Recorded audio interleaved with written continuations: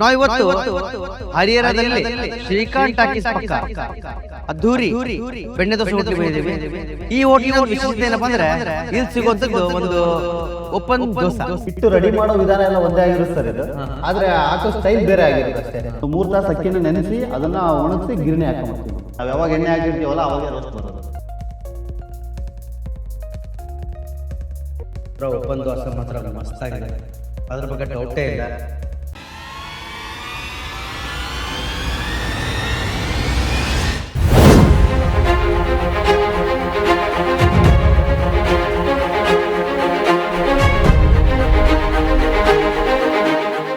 ನಮಸ್ಕಾರ ವೀಕ್ಷಕರಿಗೆ, ನಮ್ಮ ನಕ್ಷತ್ರ ಟಿವಿ ಅರ್ಪಿಸುವ ನಮ್ಮೂರ ದೇಸಿ ಕಿಚನ್ ಕಾರ್ಯಕ್ರಮಕ್ಕೆ ತಮ್ಮೆಲ್ಲರಿಗೂ ಸ್ವಾಗತ. ನಾವಿವತ್ತು ಹರಿಹರದಲ್ಲಿ ಶ್ರೀಕಾಂತ್ ಟಾಕೀಸ್ ಪಕ್ಕ ಅದ್ದೂರಿ ಬೆಣ್ಣೆ ದೋಸೆ ಹೋಟ್ಲಿಗೆ ಬಂದಿದ್ದೀವಿ. ಈ ಹೋಟ್ಲಿನ ಒಂದು ವಿಶೇಷತೆ ಏನಪ್ಪ ಅಂದರೆ ಇಲ್ಲಿ ಸಿಗುವಂಥದ್ದು ಒಂದು ಓಪನ್ ದೋಸೆ. ಅದಕ್ಕೆ ಬನ್ನಿ, ತಡ ಮಾಡದೆ ಇವರು ಓಪನ್ ದೋಸೆ ಹೇಗೆ ಮಾಡ್ತಾರೆ ಅಂತೇಳಿ ಇವ್ರ ಹತ್ರನೇ ತಿಳ್ಕೊಳ್ಳೋಣ. ಬನ್ನಿ.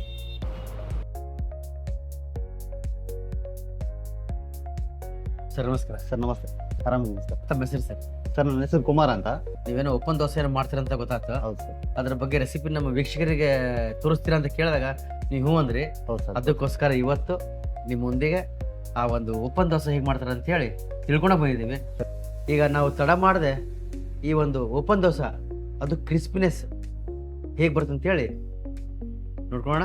ನಮ್ಮ ವೀಕ್ಷಕರಿಗೋಸ್ಕರ ಇವತ್ತು 3 kg ದೋಸೆ ಹಿಟ್ಟನ್ನು ಹೇಗೆ ಮಾಡೋದು ಅಂತ ನಮಗೆ ಹೇಳ್ತಾರೆ. ಬನ್ನಿ ತಿಳ್ಕೊಳ್ಳೋಣ ಏನೇನು ಬೀಳುತ್ತೆ ಅಂತ ಇದರಲ್ಲಿ. ಸರ್ ಇದು 3 kg ಅಕ್ಕಿ ಇದೆ. ಅಕ್ಕಿ 3 kg ಅಕ್ಕಿಗೆ 200 ಗ್ರಾಮ್ ಇದನ್ನ ಹಾಕ್ತಿವಿ, ಉದ್ದಿನಬೇಳೆ ಹಾಕ್ತಿವಿ. ಅದಕ್ಕೆ ಒಂದು 50 ಗ್ರಾಮ್ ಅಷ್ಟು ಮೆಂತೆ ಹಾಕ್ತಿವಿ. ಒಂದು 3/4 kg ಅಷ್ಟು ಮೈದಾ ಹಾಕ್ತಿವಿ. ಮಂಡಕ್ಕೆ 1 ಲೀಟರ್ ಹಾಕ್ತಿವಿ. ರುಚಿಗೆ ತಕ್ಕಷ್ಟು ಉಪ್ಪು ಹಾಕ್ತಿವಿ. ಈಗ ನಾನು ಅಕ್ಕಿನೂ ನೋಡಿದೆ, ಮೈದಾ ಹಿಟ್ಟು ಕೂಡ ನೋಡಿದೆ, ಹಾಂ ಸರ್, ಮಂಡಕ್ಕಿನೂ ನೋಡಿದೆ, ಓಕೆ, ಉಪ್ಪು ಇತ್ತು, ಹಾಂ ಸರ್, ಮೆಂತೆನೇ ಇತ್ತು, ಉದ್ದಿನ ಬೇಳೆ ಕೂಡ ಇದೆ. ಹೌದು ಸರ್. ಕಾಮನ್ ಎಲ್ಲರೂ ಎಲ್ಲ ಹೋಟ್ಲಲ್ಲಿ ಹಾಕುವಂತ ಇಂಗ್ರೀಡಿಯಂಟ್ ಸಾಮಗ್ರಿಗಳಿವೆ.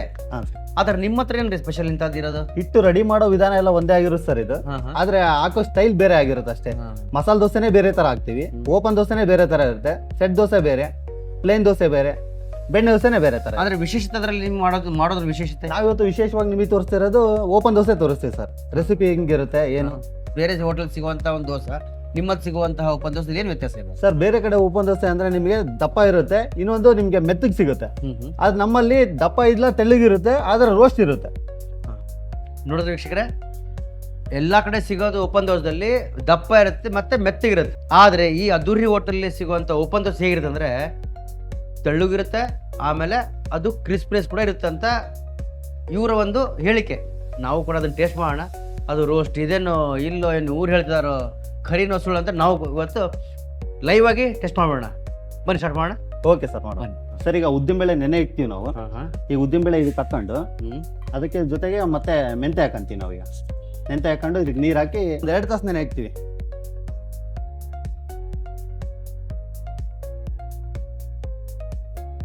ಸರ್ ಇದಕ್ಕೊಂದು ಸ್ವಲ್ಪ ಅಕ್ಕಿ ಹಾಕಂತೀನಿ. ಈಗ ಒಂದು 3 kg ಅಷ್ಟು ಅಕ್ಕಿ ಹಾಕೊಂಡು ಇದನ್ನ ನೆನೆ ಇಕ್ತೀವಿ. ಈಗ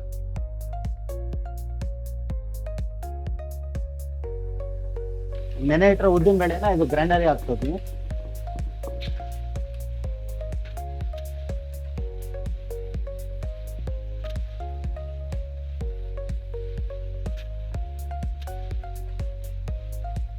ರುಬ್ಬೋದಕ್ಕೆ ಈಗ ಮೆಂತೆ ಮತ್ತೆ ಉದ್ದಿನ ಬೇಳೆ ಹಾಕಿದೀವಲ್ಲ, ಅದಕ್ಕೆ ಜೊತೆ ಮಂಡಕ್ಕಿ ಹಾಕ್ಬೇಕು, ನೆನೆಸಿ ಅದನ್ನ ಬಸ್ತ್ ಹಾಕ್ಬೇಕು. ಸರಿ, ನೆನೆಸಿರೋ ಅಂತ ಮಂಡಕ್ಕಿನ ಹಾಕ್ತಾ ಇದೀವಿ. ನೀರು ಬಸ್ತೆ ಮಂಡಕ್ಕಿನ ಹಾಕ್ಬೇಕು ಇದಕ್ಕೆ.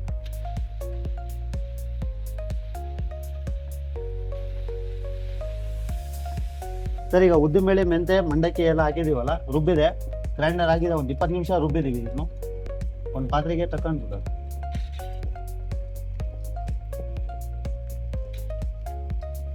ಸರ್ ಈಗ ಗ್ರೈಂಡರ್ ರುಬ್ಕೊಂಡಿದೀವಿ. ಈಗ ಇದಕ್ಕೇನು ರುಬ್ಬಿದೀವಲ್ಲ, ಇದಕ್ಕೆ ಒಂದು ಸ್ವಲ್ಪ ಒಂದು ಮುಷ್ಟಿ ಅಷ್ಟು ರುಚಿಗೆ ತಕ್ಕಷ್ಟು ಉಪ್ಪು ಹಾಕಂತೀವಿ. ಇದಕ್ಕೆ ಒಂದು 3/4 kg ಅಷ್ಟು ಮೈದಾ ಹಾಕಂತೀವಿ.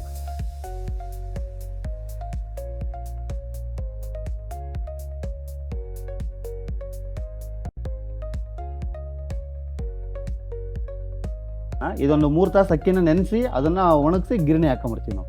ಗಿರಣಿ ಹಾಕಿದ್ಮೇಲೆ ಇದನ್ನ ಇದ್ರ ಜೊತೆ ಮಿಕ್ಸ್ ಮಾಡ್ತೀವಿ.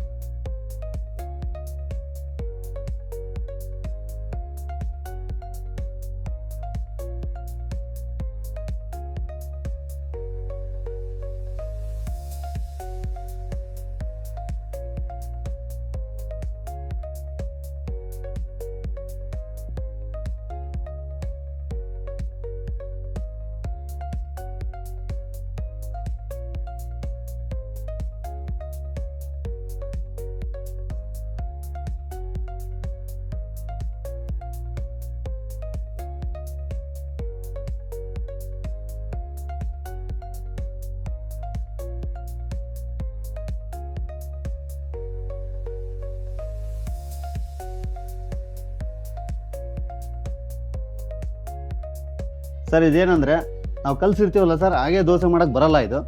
ಇದೇನಂದ್ರೆ ನಾಳೆ ದೋಸೆ ಮಾಡೋದಂದ್ರೆ ಇವತ್ತು ನೈಟೇ ನಾವು ಕಲ್ಸಿ ಇಟ್ಕೊಂಬತ್ತಿದ್ನ. ಸ್ವಲ್ಪ ಇದು ಹಿಟ್ಟೆಲ್ಲ ನೆನಿಬೇಕು ಸರ್ ಇದರಲ್ಲಿ.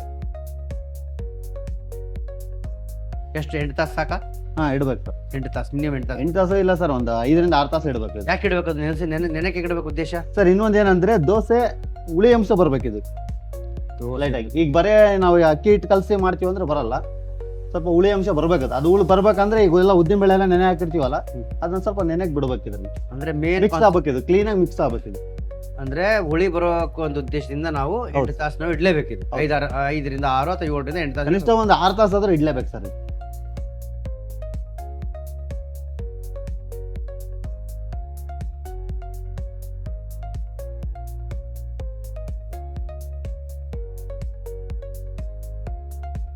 ಸರ್ ಇದೀಗ ಮಿಕ್ಸ್ ಮಾಡಿದೀವಿ. ಇದು ಮೀಡಿಯಮ್ ಆಗಿರ್ಬೇಕು ಸರ್, ಇದು ಜಾಸ್ತಿ ನೀರಂಗೆ ಇರಬಾರ್ದು, ಮೀಡಿಯಮ್ ಆಗಿ ಕಲ್ಸಿರ್ಬೇಕು. ಇದು ಗಟ್ಟಿಯಾಗಿ ಇರಲಿ. ದೋಸೆ ಮಾಡೋಕೆ ಈಗ ಹಿಟ್ಟು ರೆಡಿ ಇದೆ. ಎಷ್ಟು ಗಟ್ಟಿ ಇರ್ಬೇಕು, ನೀರು ಇರ್ಬೇಕು ಸರ್ ಅದು ಹಿಟ್ಟದು? ಸರ್ ಇದು ಮೀಡಿಯಮ್ ಆಗಿರ್ಬೇಕು. ಇದು ಜಾಸ್ತಿ ನೀರು ಇರಂಗಿಲ್ಲ, ಜಾಸ್ತಿ ಗಟ್ಟಿನೂ ಇರಂಗಿಲ್ಲ, ಮೀಡಿಯಮ್ ಆಗಿರ್ಬೇಕು. ಈ ತರ ಇರ್ಬೇಕು ಈಗ ಸರ್. ಹಿಟ್ಟಿಗೆ ಇದು ಸ್ವಲ್ಪ ಇದೆ, ಸ್ವಲ್ಪ ಹಿಟ್ಟಿದ್ರೆ ಸ್ವಲ್ಪ ಪ್ರಮಾಣ ಸೋಡಾ ಹಾಕೊಬೇಕು, ಜಾಸ್ತಿ ಹಿಟ್ಟಿದ್ರೆ ಜಾಸ್ತಿ ಹಾಕೊಬೇಕು. ಈಗ ಇದಕ್ಕೆ ಒಂದು ಸ್ವಲ್ಪ ಸೋಡಾನು ಒಂದು ಸ್ವಲ್ಪ ಸಕ್ಕರೆ ಹಾಕೊಂಡಿದೀವಿ. ಸೋಡಾ ಯಾಕೆ ಹಾಕ್ಲಿ ಸರ್ ಉದ್ದೇಶ? ಸರ್ ಸೋಡಾ ಹಾಕ್ತೀವಿ ಅಂದ್ರೆ ಒಂದು ಸ್ವಲ್ಪ ಇದು ಬರುತ್ತೆ ಸರ್. ಈಗ ರೆಸಿಪಿ ಬರೋಕ್ಕೋಸ್ಕರ ಈ ಸಕ್ಕರೆ ಸೋಡಾ ಎರಡು ಒಂದೇ ಇದೆ. ಸಕ್ಕರೆ ಯಾಕೆ? ಸಕ್ಕರೆ ಒಂದು ಸ್ವಲ್ಪ ಟೇಸ್ಟ್ ಚೇಂಜ್ ಆಗುತ್ತೆ, ಈಗ ಟೇಸ್ಟ್ ಚೇಂಜ್ ಆಗುತ್ತೆ. ಓಕೆ, ಕಲರು ಬರುತ್ತೆ, ಮತ್ತೆ ಈಗ ಕಲರಿಗೋಸ್ಕರ ಸಕ್ಕರೆ ಹಾಕ್ತೀವಿ. ಬರುತ್ತೆ, ಟೇಸ್ಟು ಚೇಂಜ್ ಆಗುತ್ತೆ.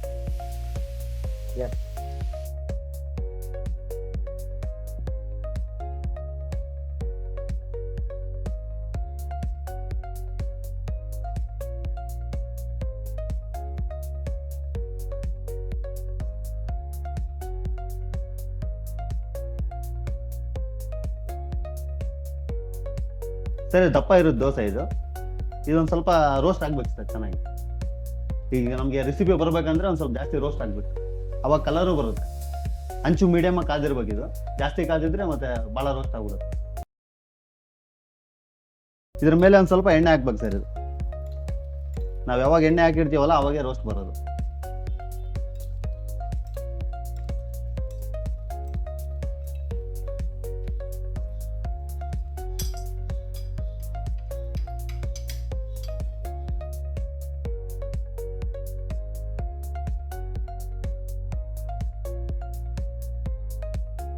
ಸರ್ ಇದು ಆಲ್ರೆಡಿ ಒಂದು ಸೈಡ್ ರೋಸ್ಟ್ ಆಗಿದೆ, ಇನ್ನೊಂದು ಸೈಡ್ ಇದು ಬಾಕಿ ಇದೆ. ಆ ಕಡೆ ಏನೋ ರೋಸ್ಟ್ ಆಗ್ಬೇಕು. ಈಗ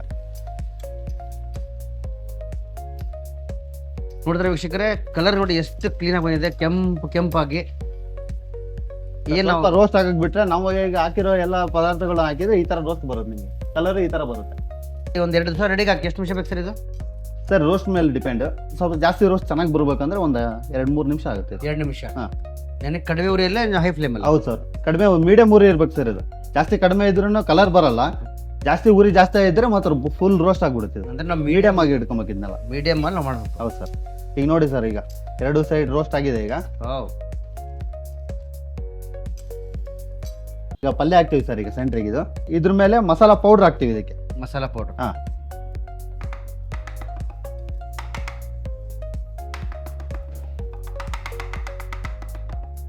ಯಾವ ಪೌಡರ್ ಸರ್ ಇದು ಮಸಾಲದ್ದು? ಸರ್ ಕಡಲೆ ಹಿಟ್ಟಿಂದ ಮಾಡ್ತಾರೆ ಇದು. ಕಡಲೆ ಹಿಟ್ಟಿಂದ? ಕಡಲೆಯಿಂದ ಮಾಡ್ತಾರೆ ಇದು. ಕಡಲೆಯಿಂದ ಮಾಡುವಂತ ಮಸಾಲಾ ಪೌಡರ್. ಕಡಲೆಯಿಂದ ಮತ್ತೆ ಮಸಾಲಾ ಐಟಮ್ಗಳು ಬರುತ್ತೆ ಸರ್. ಅದಕ್ಕೆ ಮಸಾಲಾ ಐಟಮ್ಗಳನ್ನ ಹಾಕಿ ಮಾಡ್ತೀವಿ ಇದನ್ನು. ಲೈಟ್ ಆಗಿ ಇದ್ರ ಮೇಲೆ ಒಂದು ಸ್ವಲ್ಪ ಎಣ್ಣೆ ಹಾಕ್ಬೇಕು ಸರ್. ಇದು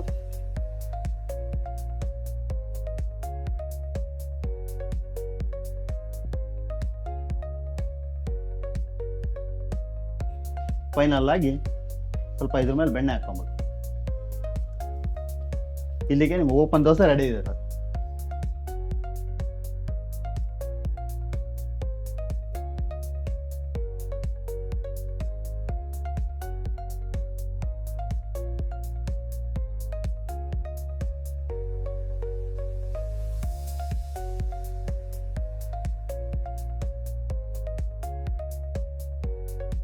ಇವರ ಫ್ಯಾಮಿಲಿಯವರ ಪರಿಚಯ ಮಾಡ್ಕೊಳ್ಳೋಣ. ಮೊದಲಿಗೆ ಇವರು ಕುಮಾರ್ ಸರ್ ಅವರು, ಇವರ ತಂದೆ ಆದ ನಿಜಲಿಂಗಪ್ಪರವರು, ಇವರ ಧರ್ಮಪತ್ನಿ, ಈಗಿನ ಮದುವೆ ಆಗಿದೆ. ಇವರ ತಾಯಿಯವರಾದ ನೀಲಮ್ ಅವರು ನಮ್ಮ ಜೊತೆಗೆ ಇಲ್ಲಿದ್ದಾರೆ. ಈ ನೋಡಿ, ಒಂದು ಒಗ್ಗೂಟವಾದ ಒಂದು ಸಂಸಾರ ಯಾಕಿರಬೇಕಂದ್ರೆ ಇದಕ್ಕೋಸ್ಕರ. ಎಲ್ಲ ಒಂದು ನೀತಿಗಳನ್ನ ಇವರ ತಂದೆಯವರ ಕೊಟ್ಟ ಗುಣಗಳು ಈಗ ಇವ್ರ ಮಗಕ್ಕೆ ಟ್ರಾನ್ಸ್ಫರ್ ಮಾಡಿದ್ದಾರೆ. ಇವ್ರ ಮಗ ಈಗ ಮುಂದೆ ನಡ್ಸ್ಕೊಂಡು ಹೋಗ್ತಾರೆ ಅಂತ ಹೇಳಿದ್ದಾರೆ ಅಂತ ಹೇಳ್ತಾ ಈಗ ನಾವು ತಡ ಮಾಡದೆ ಈಗ ದೋಸೆ ಟೇಸ್ಟ್ ಮಾಡೋ ಸಮಯ, ಅದು ಓಪನ್ ದೋಸೆ.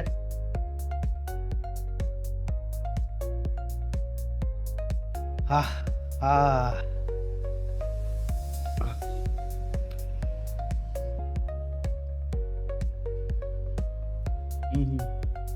ಓಪನ್ ದೋಸೆ ಮಾತ್ರ ಮಸ್ತಾಗಿದೆ, ಅದ್ರ ಬಗ್ಗೆ ಡೌಟೇ ಇಲ್ಲ.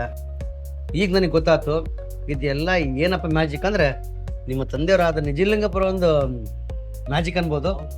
ಅವರು ಮಾಡ್ಕೊಂಡು ಬಂದಿರೋಂತಹ ಒಂದು ಉದ್ಯೋಗ ಒಂದು ಈಗ ಮತ್ತೆ ಅದು ನಿಮಗೆ ಟ್ರಾನ್ಸ್ಫರ್ ಮಾಡಿದ್ದಾರೆ. ಇವ್ರದ್ದು ಒಂದೇ ಉದ್ದೇಶ, ಜನರಿಗೆ ಒಳ್ಳೆ ದೋಸೆ ಕೊಡಬೇಕು ಅನ್ನೋದು ಮಾತ್ರ. ಈಗ ನಿಮಗೆ ಏನಾದರೂ ಒಂದು ಬೆಸ್ಟ್ ಒಂದು ಒಳ್ಳೆ ದೋಸೆ, ಮಸ್ತಾಗಿರೋ ದೋಸೆ ತಿನ್ಬೇಕು ಅನಿಸಿದ್ರೆ ಜಾಸ್ತಿ ದೂರ ಇಲ್ಲ, ಹರಿಹರದಲ್ಲಿ ಶ್ರೀಕಾಂತ್ ಟಾಕೀಸ್ ಪಕ್ಕ ಅದ್ದೂರಿ ಆದ ಒಂದು ಬೆಣ್ಣೆ ದೋಸೆ ಹೋಟ್ಲಿದೆ. ಸೀದಾ ಅಲ್ಲಿ ಬರಬೇಕು, ಫಟಾಫಟಾಗಿ ಏನಾರ ಗೆಸ್ಟ್ ಬಂದರೆ ಅವ್ರಿಗೆ ಇಲ್ಲಿ ಕರ್ಕೊಂಬರ್ಬೇಕು. ಕರ್ಕೊಂಬಂದು ಅವ್ರಿಗೆ ಮಸ್ತಾಗಿರುವಂತಹ ಒಂದು ದೋಸೆ ತಿನ್ನಿಸಿದ್ರೆ ಅವರು ಖುಷು, ಆಮೇಲೆ ನಿಮ್ಮ ಮನೇಲಿ ಬಂದಿರೋಂಥ ಗೆಸ್ಟ್ಗಳು ಅವರು ಖುಷು ಅಂತ ಹೇಳ್ತಾ ಬರುವ ಸಂಚಿಕೆಯಲ್ಲಿ ನಿಮ್ಮೊಂದಿಗೆ ಮತ್ತೊಂದು ಹೊಸ ಅಡುಗೆ ಜೊತೆಗೆ ಬರ್ತೀನಿ ಅಂತ ಹೇಳ್ತಾ ನಾನು ಇವತ್ತಿಗೆ ನಮಸ್ಕಾರ ಹೇಳ್ತೀನಿ. ನಮಸ್ಕಾರ ಸರ್. ಖಾಲಿ ದೋಸೆ ಆರ್ಡರ್ ಮಾಡಿದ್ವಿ. ನಾವಿಲ್ಲ ಸಬ್ ರಿಜಿಸ್ಟರ್ ಆಫೀಸ್ ರಿಜಿಸ್ಟ್ರಿ ಬಂದಿದ್ದೀವಿ sir. Sub register office registry ಬರುತ್ತೆ, ವಾರದಾಗ ಒಂದ್ಸಲ 2 ಸಲ ಇದ್ದೇ ಇರ್ತದೆ ಸರ್. ಒಂದೇಂದ್ರೆ ಇದೆ ಹೋಟೆಲ್ಗೆ ಫಿಕ್ಸ್. ಸೂಪರ್ ಇದೆ ಸರ್ ದೋಸೆ ಮಾತ್ರ ಸೂಪರ್.